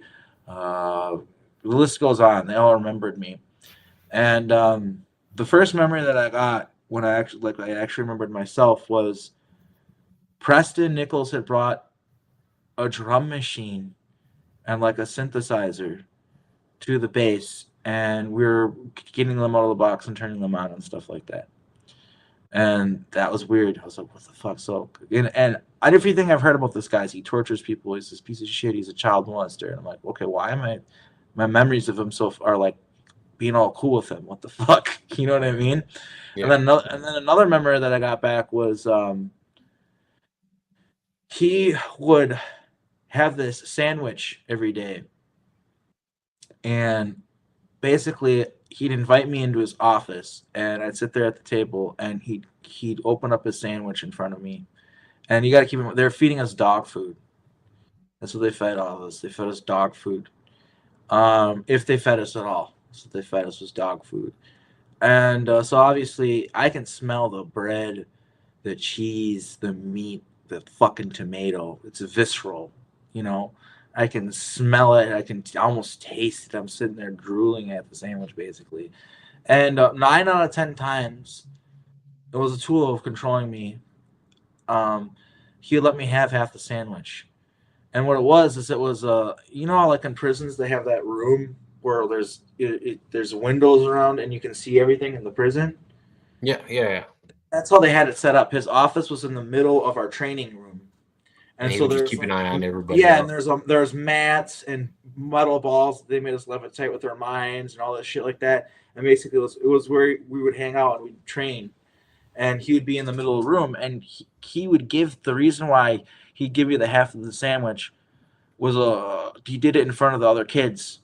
He made sure that they would see him giving me the half of the sandwich, so that they would hate me because of the favoritism that it gave me. Because obviously this is the guy who fucking molests them and tortures them, and I'm being all buddy with them. Of course they fucking hate me for that. Right. You know what I mean? Like, and so yeah, that was, and then the thing that they did, the very famous incident that a lot of people remember with me is the kids would all make fun of me. They'd all beat me up. They'd all treat me like shit because of how close I was with Preston.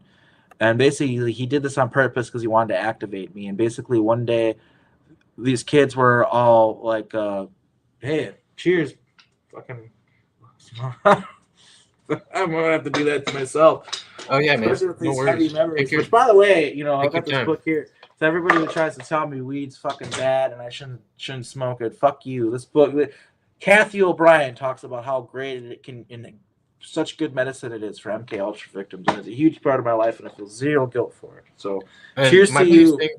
Cheers to you. We're big advocates of herbal remedies around here. And what was I talking about? I got distracted. I know. No. Get distracted for a minute. Take a breath, man. Okay, you're good. Take a breather. I didn't want you to think that you couldn't partake. Well, I normally just try to. I normally like even on my show like. I normally don't because I just want to be like, I don't know. I guess I shouldn't. Professional-ish. Yeah, professional. But it shouldn't be looked at as unprofessional to smoke a little bit of weed. Honestly, that's society's fault. I think it's. I think it's going to end up going. I think it's going to end up actually being illegal again because of the way that we're putting it out to the public, and people aren't treating it like it's a medicine. I really do think it's a medicine. It really helps me with a lot of things, and. When you go to a dispensary, like I live in Illinois, where it's legal now, and you just go to a dispensary, and they're serving people edibles where it's just like, oh yeah, here's a whole candy bar. You should only eat one corner of it, but we're just going to sell you the whole candy bar and not give you a lot of information on it. And people just scare themselves away from it or get into accidents because of it. It's like, I love marijuana. I just wish it was treated right. Yeah, I'm a big advocate for it. And I think they do that. I live in Oregon, and it's been legal here for a long time, and I think they're way better about that here. Like way better about that. Like if you get a fucking if they'll like you go in there, hey, I'm looking for a candy bar. I just want to feel a little mellow. They'll give it to you and be like, all right, one of these will do you good. 2 of these you'll be feeling really fucking groovy. Be careful if you want to take 3. Definitely don't eat the whole bar. Like they'll tell you that kind of stuff.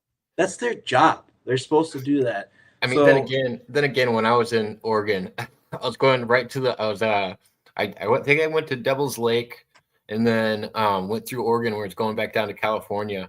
And right at the border, there was these people on the side and they had some tie-dye shirts. And they were just selling the tie-dye shirts, but they were giving weed to everybody that bought the tie-dye shirts. Oh, and that's a legal way. That's a legal way to sell weed. Yeah, when the laws first came through. Yeah, I remember that. Well, it's funny. it's funny because right when you get to California, they check you for plants and anything that you might have, and it's just like, oh, I got it right at the border. Yeah, no, we decided not to get it because we knew that we were going to get searched in a minute. So They never. Here's the thing, bro. Though, because I used to live right by the California border. They don't ever search you. They don't search you. oh, they searched us. Oh, they did. They Oh, searched okay. us. Yeah, they Well, maybe searched that's us for because sure. we used to live in Crescent City and we go across the border all the time, and they're always just like, "Got any plants?" We just be like, "Nope." I'm like, "All right, bye." Yeah, Every time. as long as they're not sketchy about it. Yeah. I think at the time I had probably an ounce of oil on me, and I Oh really wow. didn't want to get pulled over for some flowers that I just put in the car. Yeah. Well, technically, it's legal, in Oregon and California, and at that time, you probably it was still probably technical to cross state lines with, but I think they made a new law where you can cross state lines with weed, and I think you can even like say let's say I'm flying from Washington to California. I'm pretty sure with this new law that they passed, don't quote me on this. My buddy Dublin was telling me about it. You can actually bring weed if you want. No, they changed it, so that's weird. I don't know, but I don't know how the airlines are always weird. They might not. They might still be like, "Yeah, we don't care what the law It is. was Just also really can't bring weird weed on the going. airplanes." It was also really weird going from California to the Hoover Dam. The Hoover Dam, they searched me very thoroughly, and they had signs specifically about weed and drones. That was the only thing that they were worried about is weed and drones. That's nice because it seems like a really good spot to smoke a joint, right? Yeah. Yeah. Exactly. It's just like, well, I'm a big yeah, that fan would be a of nice little blunt, smoking. I'm a big, nice little blunt cruise going across the dam. yeah, I'm a big fan of like smoking like in really beautiful locations, like going on a hike Yeah. somewhere. I'm like, all right, let's smoke a bowl here. Awesome. I'm smoking a bowl. Now I'm not just smoking a bowl. I'm smoking a bowl at a waterfall. Like you know what I mean? Like I always love doing that, like destination weed smoking. It's fun. Um, but what were we If you got talking 'em. about before? Yeah, yeah. What were we talking about? We were talking about Preston and fucking Al Bielek and fucking. We're mostly talking about what the kids were going through in some of these. We were just talking about how Preston would eat the sandwich in front of you, and then Oh eat yeah, yeah, you yeah, half of it, yeah. and kind of So set other basically, these kids kids up to were hate you. they were kicking the shit out of me, and it activated. So fight or flight can activate abilities, and they activated my abilities, and I became a choke chain. So basically, and other people will testify to this. Basically, if one Montauk kid disobeyed, I would torture everybody by wringing their intestines with my mind or choking them with my mind, and I could do it to multiple people at once. And after this incident where they're kicking the shit out of me, and I was gonna die, and like I had to like activate my my psychokinesis in order to survive, and I did. And yeah, from that point they called me the choke chain because I kept everybody on a psychokinetic leash. And so yeah, a lot of stuff that I'm not proud of. Um, But that's how those things work in that dynamic. You punish the team so that when they go off on their own, they're going to the weakest link that got them punished. You know what I mean? That's the whole purpose of doing that to a whole yes. team. That's the Mm-hmm. whole dynamic of it. Exactly. Yep, you're getting it 100%. So it was pretty messed up. But another thing I remembered is like once I got older, the room stacked with cages full of these kids, they would basically be like, "You're in charge of them today. These kids today." I fucking hated it. It was like babysitting for me. I didn't want to take care of them, and I was just really mean to them. And I would come in there with like the nightstick, bang on their cages, tell them to wake up or whatever. And, or I would go in there with a water hose. We had a fire hose. I'd bring it in there and I'd spray it all on them, which is actually probably kind of nice to me because they were like dirty, Yeah. Should just let them take showers. I would be Usually the pressure behind a hose like that, though, is enough to make it uncomfortable. Oh, it was really mean. Yeah. Yeah, but the whole point was to humanize them and treat them like animals. And yeah, I guess like the thing that I would do was well, I remember this, but I was told this by Christy Campbell. I remembered it after she told me. I wanted a meal made by them, and I wanted a soda with a straw. If they didn't have the straw, I would freak out. I'd be so pissed off if they didn't have the straw. I would like freak out on them. or a fucking straw with an asshole. And so another thing that made it even worse is I made them make me food, and I didn't allow them to eat. And if they tried to eat, I would torture them. So I admit these things because, like, yo, guys, why would anybody admit to this shit if it wasn't true? Why? Right. No one It's would like want I to don't take want to sit here and accountability act for like I'm that. some hero or something. Like, that's not the reason why I do this. That is not anybody who's doing that. They can go fuck themselves. Fuck you, Corey Good. Like, none of us are heroes in these programs. Like, I mean, maybe I do hear there's stuff of clearing out dumbs and things, and I think that some of that might be true. It's a whole nother conversation. Well, it's like, and then depending on the project, because there's only a few people that I've talked to that have actually had good experiences from it. One of my greatest examples I usually get is Andrew Basciago. I've talked to Andrew a few times, and for some reason, and I don't know if it's because his dad was involved. No, it's in the because of his CIA. dad. Yeah, it's because of his dad. Yeah, his dad must have been protecting him, because the only bad experience he ever had was with Rumsfeld. Yeah. I believe Rumsfeld tried to get the kids to play with his member, and he didn't take that well, and I believe he bit the guy. Yeah, And that sounds weird. that's about the only. We didn't like him encounter I've when heard. he was on Mars. The kids didn't like him because the way that he got special treatment. They called him Butt Boy, and everybody bullied him. Sorry, Andy. Everybody said they called Remy, but they called Rumsfeld Remy because he was always drinking Remy when they were around him. He always had a short glass of Remy Martin with him. Oh wow, But, okay. Yeah, I didn't know about all of the, like, it's weird how much crossover you'll see, because the reason I like, and I don't know why this is, I always find myself talking to people involved with Montauk, and certain people have told me that they remember me there, or they remember parts of me there, but I still have nothing that I could ever say I had involvement in. But Chrissy was telling me about this, Rocco was telling me about this. They all remember my energy there, and I'm like, I don't understand why, but regardless, this is one of my favorite topics to dig into. And the crossover where I found it with Andy was they were using the Montauk chair, which I thought was decommissioned. I also didn't know if there was more than one Montauk chair. Oh yeah, there's definitely more than one. There's definitely more than one, and it's not. They had, because you gotta understand that all the Montauk chair was a chair from an alien craft, put in an underground base, and they had more than one. And and I was there's wondering, an underground with the Montauk stuff, didn't Duncan Cameron bring Junior forward, and did they stop using the Montauk chair after that? Or yeah, but here's the thing: is we did an interview on my channel with this guy Chris Latterer, who is this Canadian French guy from the Montreal region. And he basically, we've always wondered who did the Junior incident, manifested Junior, and Duncan Cameron. All of us have been talking about it. Wasn't Duncan Cameron? Well, it turns out it was Chris Latterer. Chris was the one who manifested them, and apparently, it wasn't just one monster. And he had these like cards, these weird glow in the dark cards that he got from a cereal box or something like that, and he was afraid, and he imagined them, and they appeared. Oh, okay. And yeah, he tells the whole story on my channel, and I believe him. I wasn't there. I've always told this in my testimony that I showed up, and it basically had happened already. The Junior incident had already happened.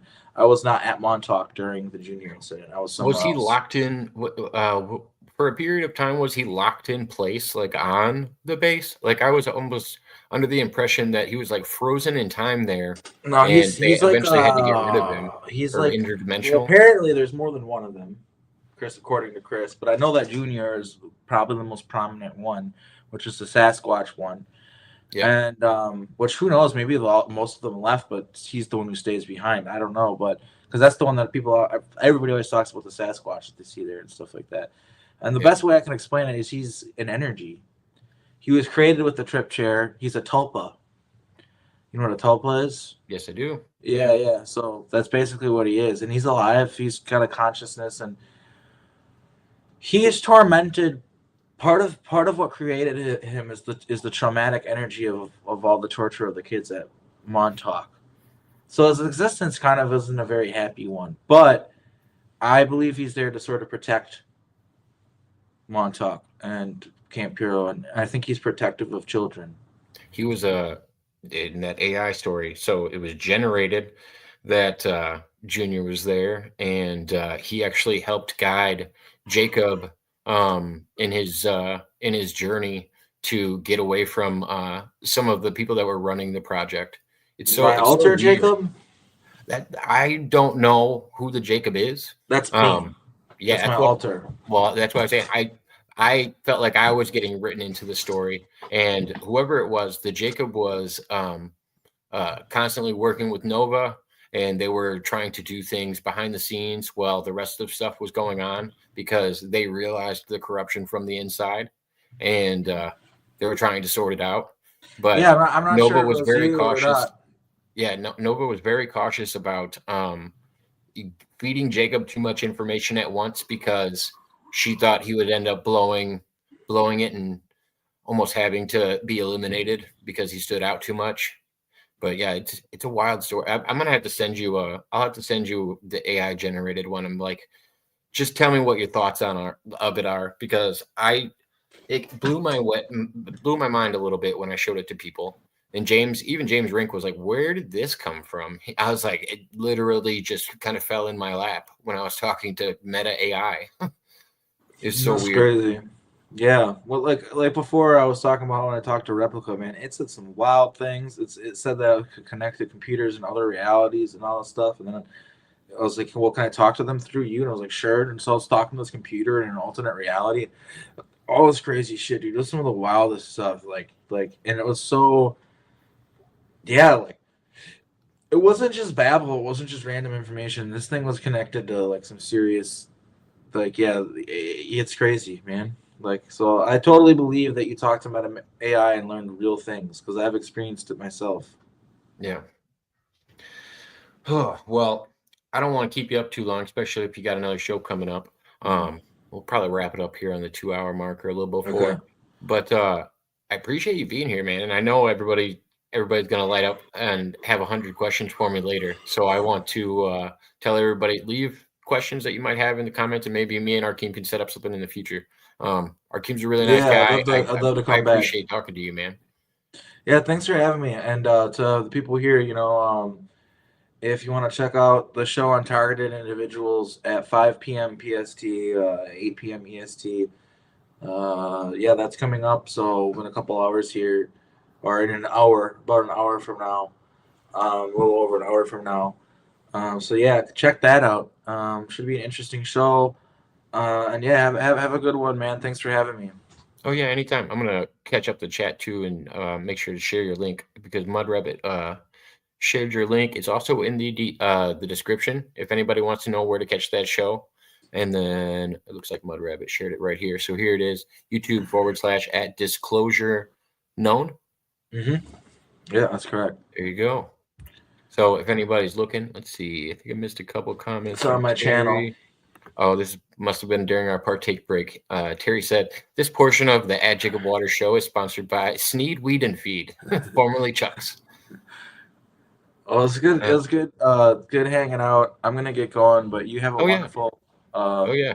And I'm to your wrapping up right audience now. as well. I appreciate it so much, man. And I'll reach out to you again soon. Thank you.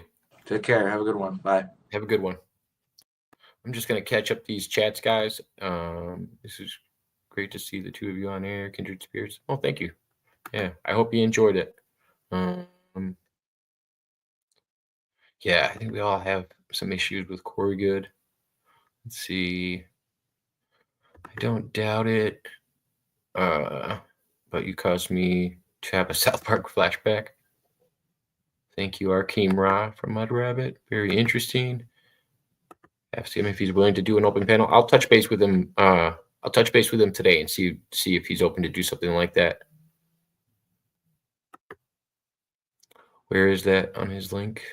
Oh, it's down. It's also in the description. I have all his stuff on the top of the description, so you can see it. As well as if you want to send him any donations for his work. Yeah, it's great having him on. But yeah, thank you everybody for tuning in, and everybody that catches this later. And yeah, we'll see you in the next one.